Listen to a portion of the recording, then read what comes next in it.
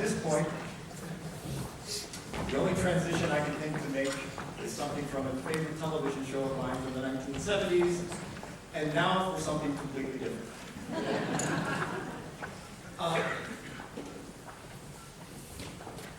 The next work we're about to hear, in fact, the first and the third works on this program tonight are most obviously not written by those of African descent.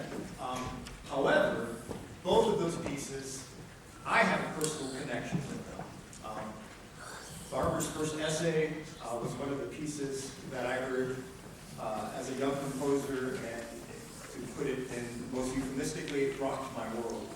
I went out, I bought the score, I bought the parts that are actually being used tonight, and I studied it deeply, and I wrote 3 pieces in that form because I liked it so much. There may be more coming, we'll see. The next work that we're about to hear by Augusta Read Thomas, I had the pleasure of going to school with her as an undergraduate at Northwestern. She literally sat right in front of me in my ear training class. She even composed a piece for one of my recitals. She, at a very, very early age, exhibited great skill and talent in composition. In fact, she was the only person I knew at the time who had to ask for permission to miss an examination because one of her pieces was being played by the New York Philharmonic. And she hadn't even graduated yet. Yeah, I'm not jealous. No, not really. But she's an absolutely fabulous person and a fabulous composer. As her initials, A-R-T, yeah, you got it, show, she is literally just like, has art just dripping out of her pores. She's a fabulous poet, and she thinks very, very deeply. In fact, sometimes we have to ask her to say things twice. We just didn't get it, and then sometimes we would just nod knowingly, like, yeah, I understood that, and then go off and scratch our heads. Much as maybe what you're doing tonight as I speak.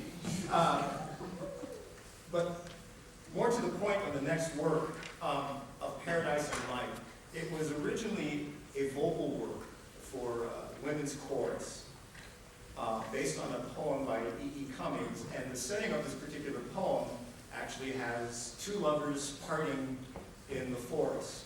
They're leaving one another, and one of them is essentially lamenting the fact that she's going. The other is just keeps repeating in her head, "Kiss me," and knowing that she's going to have to go.